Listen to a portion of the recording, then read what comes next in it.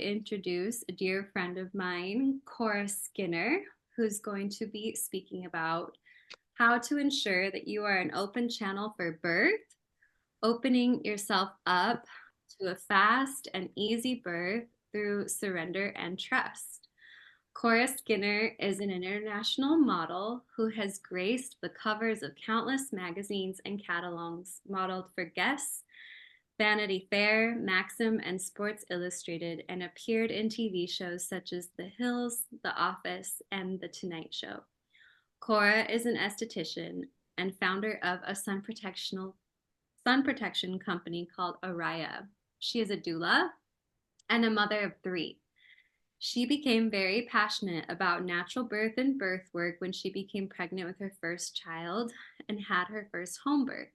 Since then, Cora has been advocating for mamas to have their most empowering and intentional births, whatever that looks like to them. Cora believes birth is both a physical and spiritual process and approaches it with respect and reverence as the rite of passage that it is. Bringing new life into this world is a huge initiation, and Cora feels most in service walking with women as they transform from maiden to mother.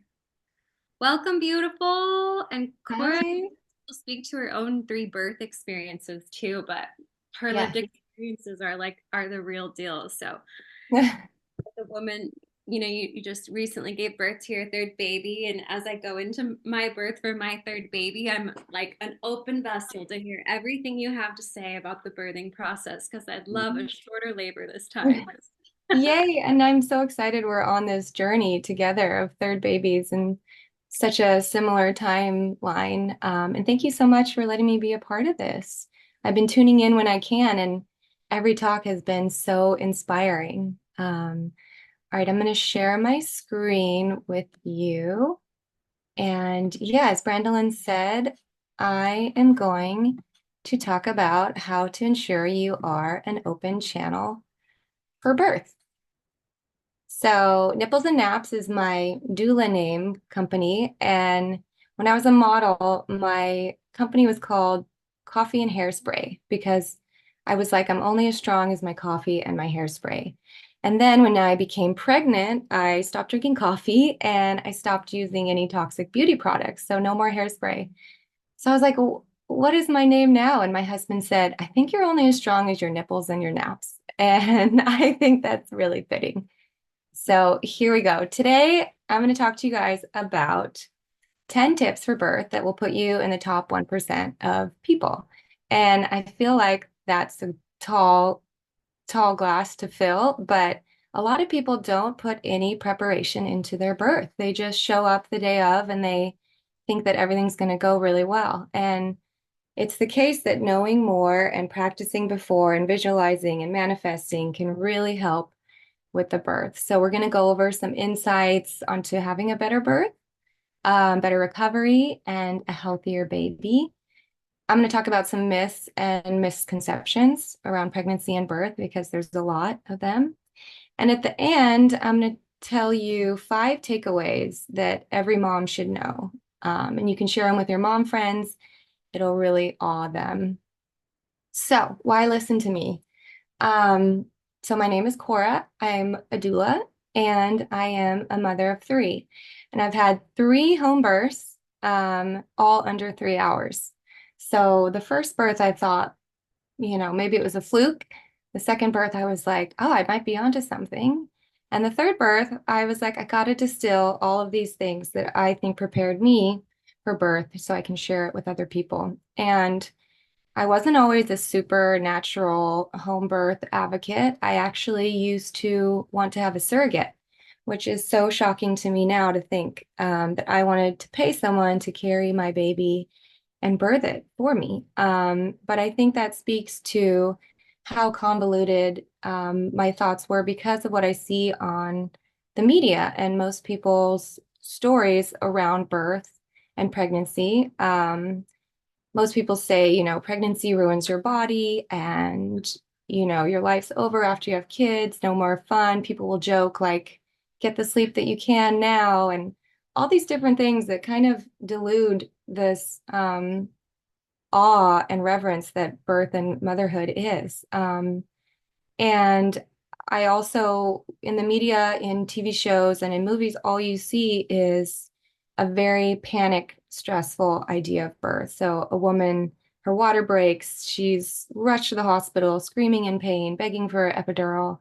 And that's kind of all that the messaging is. We don't see these really beautiful, natural, ease-filled births at home. You don't see the in-between contractions that can feel quite pleasant. All you see is the very stressful act of birth and the doctors stressing and the nurses and all the machines and interventions that help a mother to give birth.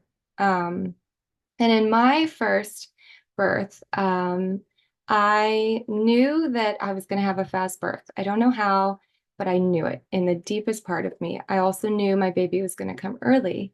And my midwife, of course, was very medical. She was trained as a nurse. And she liked to remind me that most first-time moms don't birth early, they go over. Most first-time moms, it takes 12 to 20 hours to birth. And I heard her and I thought, these averages have nothing to do with me. There's got to be somebody outside each window, outliers. So why not let it be me? Why not have my birth be super fast? And I kept this idea with me. And indeed, my water broke at 37 weeks. And about 48 hours later, nothing had happened. So my midwife, being very medical, said that we needed to stir things up and get things going with some natural inductions, which I now would not do, but I didn't know as much then. So we did the castor oil, nothing happened. We did some herbs and some pumping and running up and down the stairs. And I was starting to get a bit tired and I hadn't slept very well the night before, and I almost caved. I almost doubted myself. And I thought maybe this home birth isn't for me. Maybe I can't do it. And maybe everyone who had been talking to me about how I should go to the hospital like a normal person, even my parents and my friends, maybe they were right. And thank God I had my husband there to play the role of the divine masculine holding me down. And he reminded me of my strength, reminded me that I had really prepared for this and practiced this, and this was something I could do. And this little pep talk was so necessary. And so I started to have a pep talk with my son, and I told him that, we want to do this home birth together, and everything is going to be all right, and you're safe, and you can come out now, and this is your time. And as I was talking to him and communing with his spirit, my contractions started to the point where I couldn't run anymore. I was actually running up and down the stairs. And they started so strong. About 45 minutes, I was in the shower. And before this, my midwife had checked me, checked my cervix to see my dilation, and I was 0 centimeters dilated. So after the shower, I was starting to feel very intense cramping, but she just thought that I was, a weak first time mom, not able to handle the pain. And so she said, okay, I'll check you, but if you're under 5 centimeters, we're just going to go to the hospital because like things aren't progressing. And she went to check me and she said, holy shit, the baby is coming. And his head was literally there. So she didn't have any of her stuff ready. She had to send her assistant midwife, which thank God she had, to the car to go get everything. And luckily it turned out great. But from this birth, I learned a couple things, which was averages have nothing to do with you. Yes, there's a percentage of people that do a certain thing, but obviously there's a percentage of people that don't. And it's not helpful to think about percentages and averages when you're dealing with an individual. And the medical field loves to throw around the numbers of the percentages. And I think where midwifery's strength is they look at you as individual and a person who might have totally different path than everyone else. And holding on to that idea that I can manifest anything I want, I can vision what I want. It was another was which told me to have a fast birth, that it would be different for most first-time moms. And indeed, I had a book of all the days of the year, 365 days. And the one page that I had earmarked was the day that my son was born. So female intuition can be so much stronger than the medical measurements. And I learned that measuring your cervix is kind of irrelevant because some women's cervix dilates much faster than others. And as we know, the graph that we use to plot those is pretty un untrue with a lot of people. Um, so with my second birth, of course, I hired a different midwife. I hired someone who was very in touch with her feminine side, very intuitive, wasn't concerned with rules, regulations, and what the medical field was saying. She doesn't do any cervical exams. Instead, she looks at the woman's body and reads her body language and listens to what she's saying. So my second birth, my son Bodhi, was born in an hour and 45 minutes, which was really beautiful and fast. And my mucus plug was lost at 9 a.m. I started having contractions 5 minutes apart by 9:30. My midwife got there at 11:15, I think, and my son was born 45 minutes later. And that birth was such a expression of the most beautiful transformation that I've ever had. It was such a calm and gentle birth. My midwife sat in the corner and just held space really beautifully. She never put her hands on me except to have this like nice little hot towel on my cervix or on my vagina, which really, really was nice. I would recommend that. And my husband was able to catch the baby, and it was completely undisturbed. The third stage of labor, the birth of the placenta, was completely undisturbed. And we just sat there in the golden hour, and it was so beautiful. So from that lesson, that birth, I really learned that an undisturbed birth is so much better. And undisturbed means not just no medication, but truly hands off. No checking, no measuring, no coaching, nothing like that. Just allowing mother to be in her feminine body, be embodied, and to feel the contractions and feel the movement and have her and baby decide how to birth. So my third birth, I thought, oh my gosh, I know exactly what I'm doing. Of course, this is going to be even faster.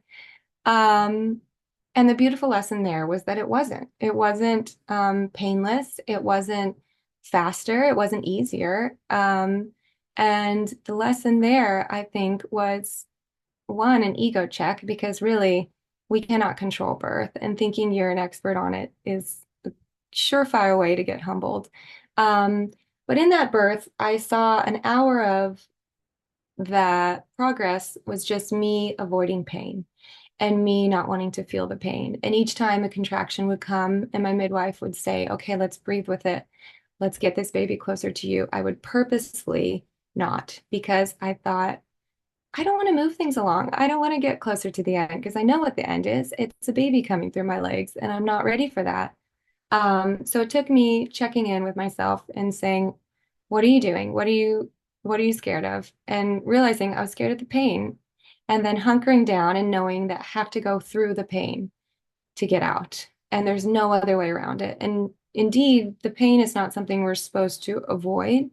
That's why when I see courses that are like pain-free birth, I just roll my eyes because there's no such thing. You have to have this pain to get baby close to you, but it's a pain that you can manage, and it's a pain that is so worth it in the end because the baby comes out.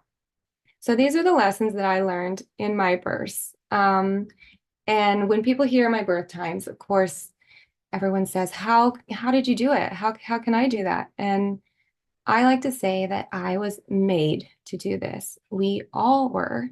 We just have to remember we have the anatomy, we have the hormones, we have everything in play. We just need to get out of our monkey minds and remember and get into our intuitive wisdom. So I've distilled all these ideas into 10 of, I think, helpful tips for having an open channel for birth. The first one is genetics. So, yes, genes seem to play a role. Um, and that can be nature, which is your genes, your predisposition to certain complications, or how your body deals with pregnancy, maybe your birth canal, not so much your hip size, which we'll get to later, but some people think that. And then nurture, which I think is even more important, which is your belief system. So, what did you hear growing up about birth? Usually it's from your mother or other females in your life. What did they tell you about birth? Did they say that it was so painful you had to have medication? Did they say that they weren't able to open up and they had to have Pitocin or then a C-section because they couldn't open? Or was it like my mother, who always told me, my sister and I were both born at the hospital, but with no medication, totally natural and pretty quick times as well. So midwives will ask you, how were you born? And I think Brandolyn touched on that with the sacred school that she attended, which is that your birth is really important too, and to process your birth and to process any birth trauma you may have that could be in your genes and in your head and maybe slowing you down because of those beliefs. So doing a lot of work on your birth and your mother's and processing all that and thinking about what belief systems you think is true and questioning those. But because it's really important to note that there is such a thing as epigenetics, which is where some of your genes turn on, some of them don't, based on how your lifestyle is, how you eat, how you think, how you live. And indeed, you can undo a lot. So don't accept that your mother's fate is yours. If your mother had a birth that you don't want to take on as your own, just know that this is not yours to necessarily have. Um, and then look at the messaging that you get from society and make sure you're aware of what you think is behind birth and process that. If you think any of these beliefs are negative, then rewrite your beliefs. Number two, mechanics. So I didn't want to call this anatomy because indeed, hip size has nothing to do with birth, almost nothing, because your pelvis is not a solid bone. There's a joint in the front called the pubic symphysis joint, which is made of soft tissue and ligaments, and it can move and compress with baby. And baby's skull bones are also not fused together, so they can move and compress as well through your birth canal. And I mention this because I've heard a lot of moms say that they're unable to give birth vaginally because their baby was too big for their hips. And the medical term for that is fetal macrosomia. It's when a baby is 8 pounds, 13 ounces or bigger. And it's actually only 10% of babies. Yet, in a study done by listening to mothers, 33% of women were told that their babies were too big for them to birth them naturally. And the average weight of these supposedly huge babies was 7 pounds, 13 ounces. So, what's happening here? I think a lot of it is the medical system just making up a reason for why either they decided to do a C-section, so retroactively telling you, like, oh, your baby was too big, that's why you couldn't birth him, or the ultrasounds being wrong. And some people think that ultrasounds are, set in stone, that it's because it's something coming from external, something from technology, it's got to be right. But ultrasounds can be wrong. And I think that's a really important fact to point out. So, what can you do for an open channel mechanically? First, you can choose an optimal position for birth. And laying on your back in a hospital bed is the absolutely worst position. It narrows your birth canal. And the only reason that we give birth on our backs is so that doctors have a better view of your vagina. And that's the truth. So if you are in the hospital giving birth, try to ask them if you can give birth in a different way. I have on the right some really good birth positions. This is from Spinning Babies, which is a really good resource. And I think this all fours or a deep squat or kind of like a lunge, like a Captain Morgan, are all really great ways to give birth and will widen your birth canal and widen the hips and make it easier for baby to come out. Um, Another really important thing is to go see a pelvic floor specialist. And actually, the pelvic floor muscles have more to do with helping baby come out and opening up for baby than your hips do. So it's really important to see a pelvic floor specialist right before and see if there's anything from injury or any tightness that's making it so your baby will not be able to go through. And then a Webster trained chiropractor throughout your pregnancy is also really beneficial. They will help to even your hips and keep everything aligned for a primed labor position. And along that line, I would say don't curb walk. I have seen so many people send me videos of curb walking. I don't know when this came into style, but for one, I don't think that there's any evidence that it helps baby come out. Of course, if you start curb walking at a certain point in your pregnancy and you keep doing it, then baby's eventually going to come out. But it doesn't mean it was because of the curb walking. And I think that walking on an uneven surface will really get your hips out of alignment. So for the game day, you don't want your hips to be out of line. And so probably say no to curb walking. Number three, nutrition. So obviously, better nutrition throughout your pregnancy will lead to fewer complications such as high BMI, gestational diabetes, and preeclampsia, which we know is nutrition related. So a diet high in protein, leafy greens, brightly colored vegetables, and high quality fats. Um, and I want to add on here, do not eat 6 dates a day. That's another TikTok trend. I keep seeing people send and forward, which is eating 6 dates a day up right before, like 2 weeks before their due date. And the theory is that it helps to ripen the cervix. There's no data to suggest that it works. And if you think about it, 6 dates a day is 100 grams of sugar. That's a lot of sugar to diet right to give birth. Will make baby.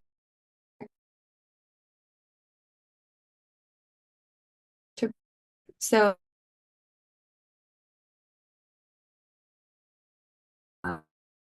the health and one of my Lily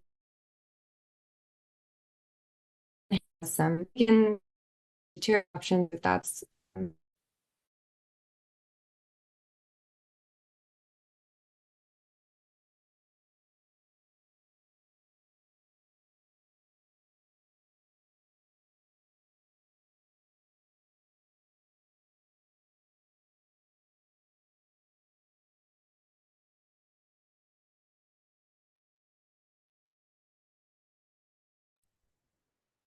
Looks like there she is.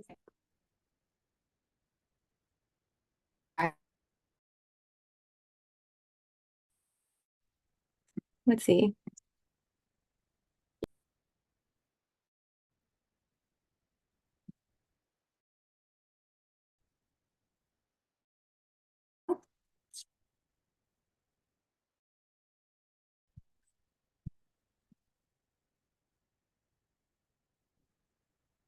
Hello. Hi, we lost you there for a second, but now you're Okay. back. Oh, good. I'm back. Okay. Where did you lose me? Should I just pick up where I was? Yeah, yeah. Okay. So the last thing about nutrition I'll add is red raspberry leaf tea, which helps to work out the uterus. It helps it to contract and expand, and it's a really good tool leading up to birth. I started at about 20 weeks, and that was really helpful, I think, for all my pregnancies and births. Number four is exercise. So birth is an endurance event, and you want to train for it and get comfortable pushing yourself past your breaking point, and knowing that your body can do something hard. And I think the best workouts for pregnancy are Pilates, because you can continue Pilates up until the last week of your pregnancy. And Pilates is really good for your pelvic floor strength. So it's good pre-pregnancy, during pregnancy, and postpartum. Another good workout is dance. And I think anything that gets you embodied and in your body will help to feel all the contractions and all the um, things that happen during birth and will get you into your feminine body a lot better. Prenatal yoga, of course, any hip opening exercises and mobility exercises. And then malasana, so deep, deep squats. And our favorite midwife, Ina May, says 300 squats a day. So that doesn't mean like 300 squats against the wall at one time, just making sure and tracking how often you're getting up and down from the floor and movement. And it's more about mobility as well. Number 5 is an undisturbed birth. So in nature, mammals go behind a bush, behind a tree to hide, and they want to be undisturbed and they want to feel safe and unseen. And we are mammals, and so in labor, you also want to feel safe and undisturbed. And when you're able to do that, when you have no medication, natural labor, your body can tell you what is happening and it gives you clues into what will help. So this active involvement really makes the dance of labor unfold much faster. Epidurals actually slow down contractions and have been shown to lengthen labor by 20 to 50 minutes, which I don't think they tell you before they give you an epidural. But they numb your body, which makes it harder for you to instinctively know what to do and when to push and when to change positions and what will feel right for baby.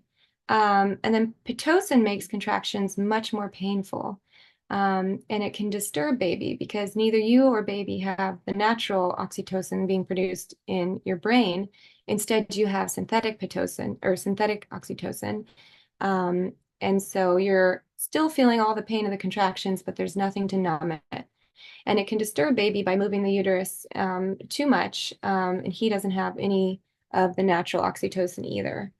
And then when you're strapped to an IV, a catheter, a heart rate monitor, etc., all the things that they make you do when you're having a medicated birth, it makes it harder to move around freely. And moving around will really help with the pain of labor.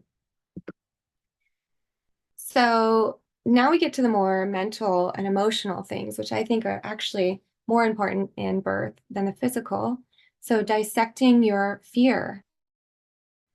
And these questions can be done. You can journal about these and think about what are your biggest fears around pregnancy and birth? What would happen if this fear would come true? So basically putting yourself in the shoes of if your deepest, darkest fear came true and facing that.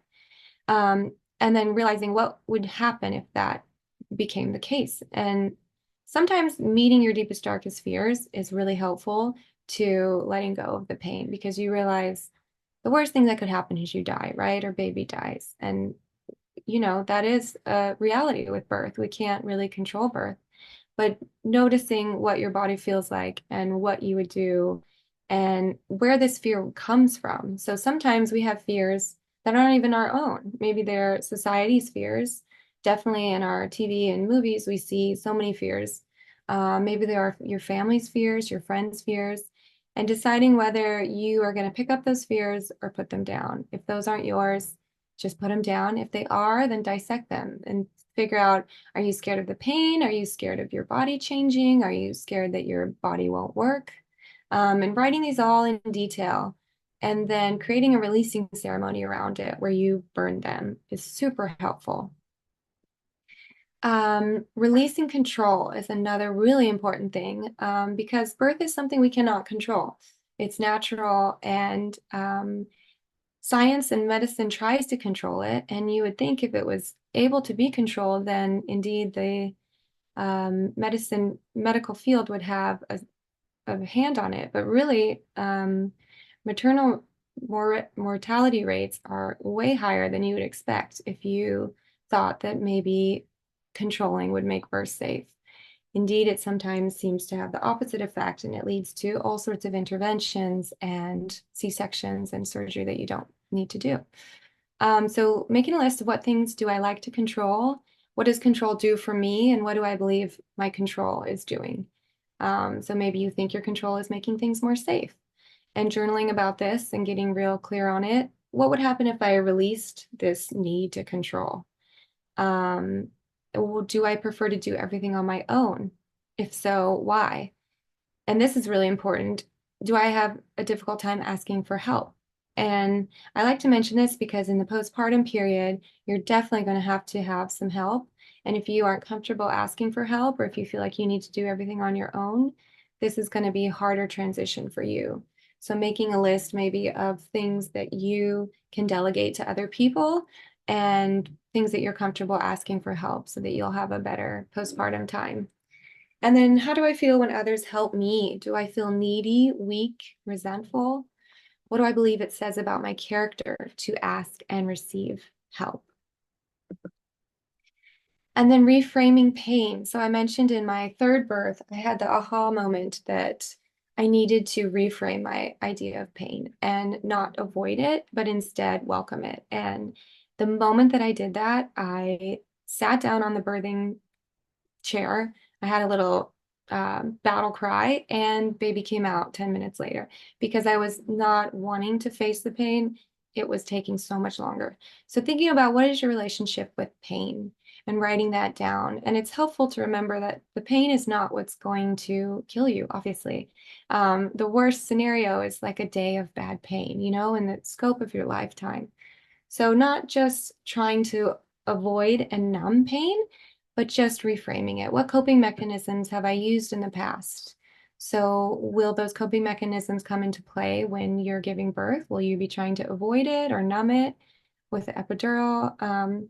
And what would happen if you faced it face on? Obviously, you wouldn't die, you would just be in pain. And that's a really obvious point, but a really important point to make. And then if you associate pain with fear, could your fear be making the pain worse? So obviously we talked about with natural births and mammals in nature, if they feel scared, their body shuts down. If they start feeling adrenaline, which is the hormone released during fear, then the oxytocin stops and baby stops coming and they can get up and get away. But that won't be helpful for you if you're in a hospital fearing it'll make your labor slow down and stall. So figuring out how you can deal with the fear and your relationship with the fear pain cycle and looking at where in your life you might have been trapped in that cycle and what happened and how did you feel and how did you get out of it. Surrender and trust, two really big things for birth. You really want to be an open channel of surrender because the day of birth, the more you surrender, the more you open up, the more that your vagina and your uterus will open up and baby can come out. So looking at, do you trust easily? Why or why not? Do you trust your body completely? So making sure you trust your body and you're saying nice things to your body, like, I am able to do this. I have complete faith in you. Like, you can birth a baby. And trusting your birth team who you've picked, trusting your partner. Can I trust that your baby's birth will be exactly what he or she needs? Why or why not? And I think that's a good point to mention is that baby's here at play too, and baby has a role in this. And maybe this is something that's baby's karma that they need to deal with and process. And maybe that's why their birth is the way that it is. And removing your ego from this and surrendering to baby has its own plan. What do I need to feel safe enough to trust? Can I create this sense at my birth? And that's where you can look at the music you want to play, the smells, the candles, the lights dimmed, whatever will be absorbed by your senses, making sure that it helps to create and cultivate this idea of trust. And then, do I have any trauma from my past that is affecting my ability to trust? And reworking this trauma before the day of birth will help avoid a situation where maybe you had sexual trauma and it was stirred back by a midwife checking your cervix or a doctor checking your cervix. And if you think about sexual trauma is in the genital area, and so is birth. So obviously it could be reignited. And the birth team. So obviously having a support team of people whose views and philosophies about birth are aligned with yours. And this is my little plug for doulas, which is women who receive care and companionship during labor in the form of a doula are more likely to go into spontaneous labor, are 60% less likely to need an epidural, are less likely to need vacuum extraction or forceps assistance, have a 50% reduced risk of C-section, are less likely to have negative feelings towards childbirth. So it can really help with birth and with your postpartum if you have someone there who's supporting you and whose views are aligned with yours. So the takeaways from the speech, first of all, don't accept limitations. There's got to be outliers, so why not let it be you? Don't accept your mother's fate is yours. Don't accept the doctor saying there's no way you can have blank blank. Don't listen to the ideas that you see on movie and TVs of birth being this horrible, stressful, traumatic event, and just deciding what you want to manifest for yourself. Then another huge takeaway is birth is as mental or emotional as it is physical, and preparing yourself mentally and emotionally as much as you do physical. And I think the Western medical field views birth as completely physical, and all the tests that they run when you go to your checkup, everything is physical, and they're giving you a number and they're measuring you. But being reminded that it's mental and emotional and working on those components as well. And then fast birth starts 9 months before your due date. So, like a marathon, we compare birth to a marathon. You wouldn't just show up to a marathon having not practiced at all or stretched or ran. And the same thing with birth. Don't wait till your due date before you start, or 2 weeks before you start thinking about it and visualizing and practicing. So keep your nutrition, exercise, and the thoughts that you're thinking to yourself healthy and nourishing. Practicing pain. Pain is, for one thing, subjective, and it can vary based on how fearful you are, how comfortable you are, how tired you are, how hungry you are, and practicing it as a skill that you can master. So my favorite advice for this is Zen meditation and Zen Buddhism, because you see a thought, you're aware of it, and you let it pass by. And in the same way, you can feel the pain, you can be aware of it, but you can let it pass by, and you can decide, I'm not going to get too attached to that pain right now, and I'm just going to focus on the end goal, which is baby coming out. And lastly, have a support squad. Have your team, your birth team that's really aligned, making sure you ask all the questions, and you're not going to show up to labor and be surprised by something that they do or remark that's made. And even important, and having the right people is not having the wrong people.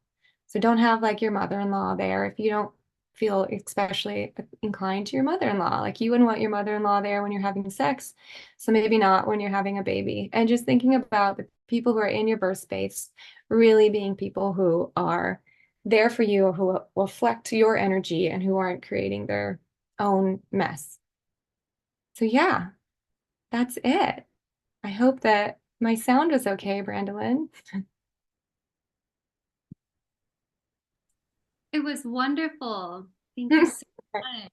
I love that. That was so nice and thorough and just so much wisdom in there that I feel I echo in so many different ways and agree with. It's really nice to hear you share so many things that are so resonant with my philosophy, everything Oh, too. good. Yeah, and I'm so happy you're stepping into this work. It just feels really right. For like mothers when they give birth to their first baby to be received by mothers who have already gone through that rite of passage, right? Like in Yeah, initiation. in tribes and in indigenous cultures, a chief would only initiate a new chief after he'd been a chief himself, right? So for Mm. mothers who are experienced mothers, well seasoned mothers, to be meeting new mothers on the other side of this rite of passage. And then for me, that even deepens as I became a mother of two, as I become a mother of three. I've been thinking, okay, who do I want to lead my mother's blessing this time? And I feel like it Mm. just right and true that it's a mother of three or a mother of four, like someone who's gone through that rite of passage to the next degree Yeah. of experience yet. Otherwise, we kind of by default start going more into the space holder, role. So thank you so much for that. And I'm so Yeah, grateful to have kids so close in age that we get to raise together. You are I just, know. Cora, how many weeks postpartum are you right now? Oh, it'll be 3 months next week. Wow. Yeah. Yeah. So I guess I'm still in the window of the fourth trimester. Yeah. It's definitely longer than 6 weeks. I feel like when my baby turns one is usually Yeah, when I like postpartum is complete. right. It's been so wonderful to feel you being nourished with my bone broths Oh my throughout. gosh, I'm loving it so much. Yeah.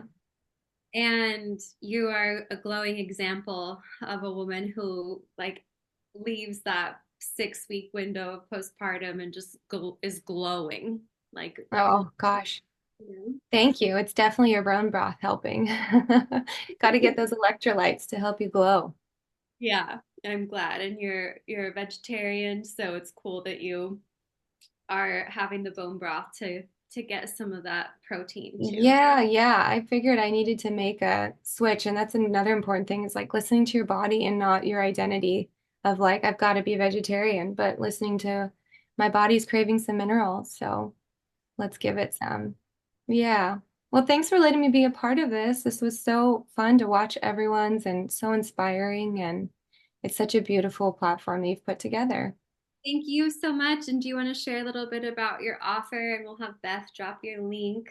Oh yeah, so I had a link on like my top 5 tips to have a psychedelic like birth because you and I have always talked about how birth is the ultimate psychedelic experience. And so 5 ways that really make birth that much easier that you can glean from psychedelics. Obviously trying them before you're pregnant, but yeah, it can really help you be prepared for pregnancy. And then if anyone wants to book a free consultation with me, to be their doula. That's also on my website, which is nipplesandnaps.com. So cute. I love the name. I just love your sense of humor. All of your posts are so like keep it real, but succinct and to the point and just like edgy Thank and fun. you. Yeah, I like to have fun. You got to have fun when you're sleep deprived. Otherwise, it'll be too hard. Especially in motherhood, the more compliments Mhm. we can give each other, the better. Yeah, exactly. It always helps to laugh. Well, thank you. Enjoy the rest of your trip. Let me know when you're Thank back. you. I will. I'll talk to you soon. Whew, that was so beautiful. And here we are. We have made it to our final moments here in our Rebirth Earth portal and container. Thank you all so much for those of you that have been attending each day and attending live. Thank you to everybody who's listened to all of the recordings for really opening yourself up to receive this gift and this offering and these transmissions from so many wise women. And have just a few exciting details to go over. First thing is, we would really love your feedback on this event. So, if you can please fill out this form, we'll email it to you on the follow up email with the replays for today as well. Your feedback means the world to us so that we can hear more about your experience and, of course, improve with every offering.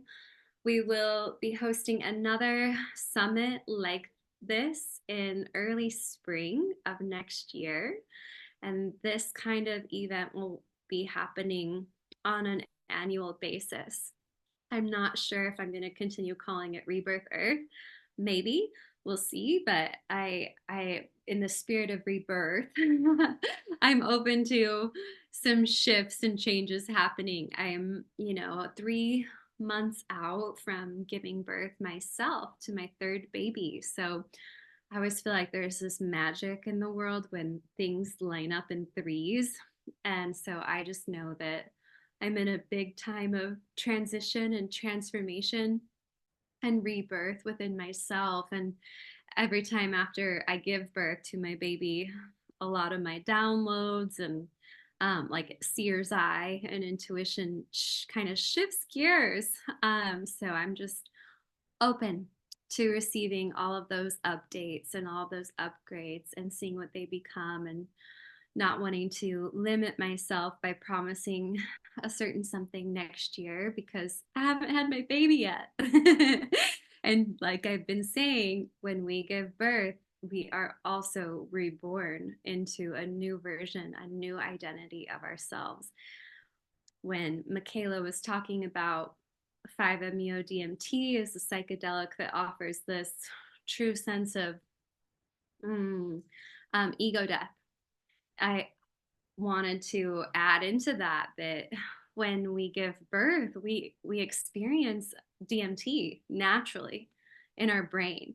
Our babies have DMT naturally in their brains, and children have naturally occurring DMT until they're 8 years old. And so we actually, as mothers, tune into that experience of DMT, this altered state of consciousness that is like between realms, between the earth plane and between ether.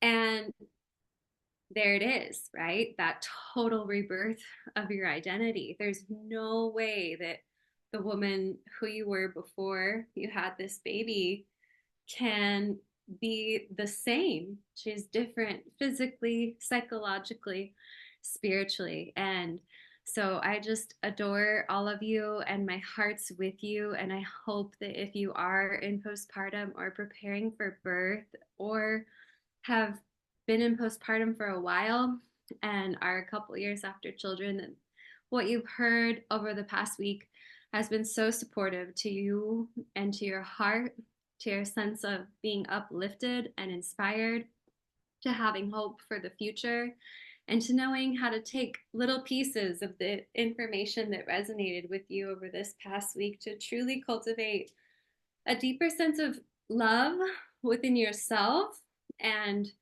prioritization over your own self-care and your own needs, that then ripples out into creating more harmony in your partnership, in your home, and in your family. And to say it again, mothers, we are the heartbeats of the home. We are the creators of how much honey flows within the hive, how sweet the home is, how much nectar there is for the whole family. And the more we say yes to our own needs, the more we prioritize our own self-care, the more we let ourselves be expressed creatively in whatever way it needs to flow, right? It might be journaling, it might be singing, it might be turning on a song and dancing, or going somewhere alone for 20 minutes and going for a nature walk or doing a yoga or meditation practice. Whatever it is that works for you, just remember that what we talked about earlier today, that the number one factor in what creates a thriving child is truly a happy mother. And there's been studies about this. And I'd say it goes the same for even like our partners too. A happy man um, could be the result of a happy woman, right? Because the woman yields what we talked about with Ellie, and about all of these pieces of building a happy partnership and a happy marriage. Like it's really the woman that yields the power in the partnership. And there's all these incredible tools we have access to really learn how to receive more of what we want ultimately, right? um so I'm really excited to announce the winners of our contest for participation. Miss Angelique, who's on here today, you get to receive this beautiful golden goddess cape. Yay! If you can please drop your address. You can send it on a private message to me, or you can also just email it. Beth, if you want to drop in your email address, assistant@themothershive.com, then we'll get your address and we will ship the goddess cape to you. I'm so excited for you to have this and to feel empowered and adorned as the goddess that you are. And also, with having a goddess cape means you get to be part of the affiliate program. So I have a really great affiliate program going with my goddess cape. So you'll make your own link, and then any referrals that you give, because this is a piece where when you wear it out, you just get tons of compliments. And it's a wonderful breastfeeding cover too. I see on your, on your photo that you have your little one. If you're still nursing, this piece through the winter is so nice to like cover up and shield and keep your baby warm. Um, but yeah, so you can earn 20% commissions on the capes for any referrals that you send. So this is also just a wonderful way. I love seeing my sisters thrive into more prosperity and abundance. And I love that just by wearing it and being adorned and then sharing the link when people ask you where you got it, you get to receive money easily. So congratulations, and thank you so much for your participation, for your comments, for your voice, for really going all in this experience.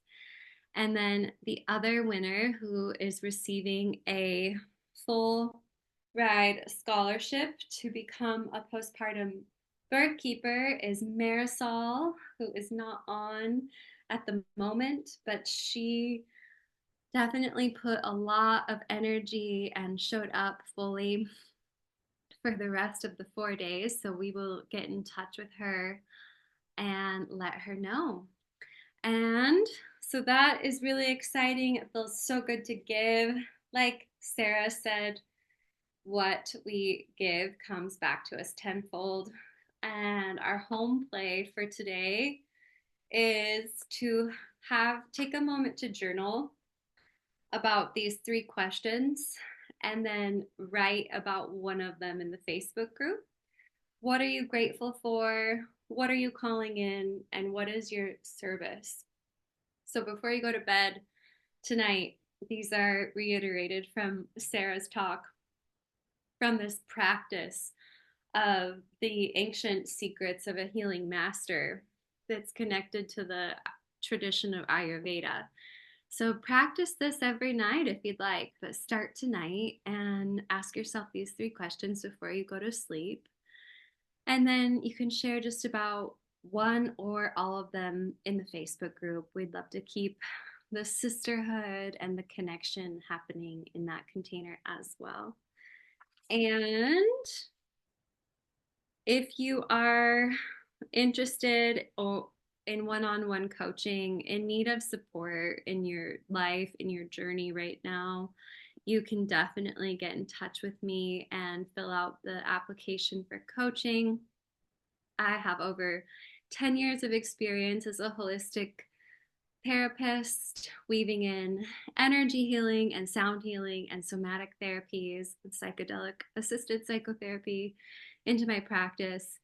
And so, whether you're moving through grief or just gave birth and are integrating your postpartum experience, or a transition in your relationship, or your mother wounding or father wounding is really coming up big time and you need to move through it so that you can be more loving and sweet and kind and be the mother you want to be to your children, then get some help. I really encourage you to get support. And if I'm not the right fit for you, I will help you find someone who is. And so you can click this link to themothershive.com/coaching and fill out the application form that is linked to there. And then we will set up a call and get in touch.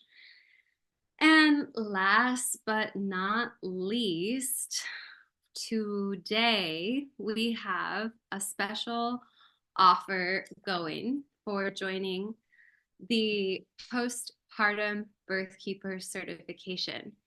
If you book your consultation call to get in touch with me anytime in the next 2 weeks, if you book that call by the end of tonight and take action, then you get to receive the lowest price for the course that will be offered, which is $700 off the original price.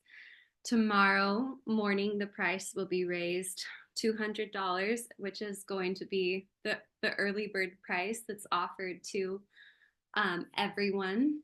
And so really encourage you to take action. Fortune favors the bold, and it's a good thing to question ourselves of why we don't take action. What is it that makes us stay stuck in one phase of our life or one version of ourselves when we're ready to take that step and that leap into becoming more of who we were born to be, into becoming our fullest potential.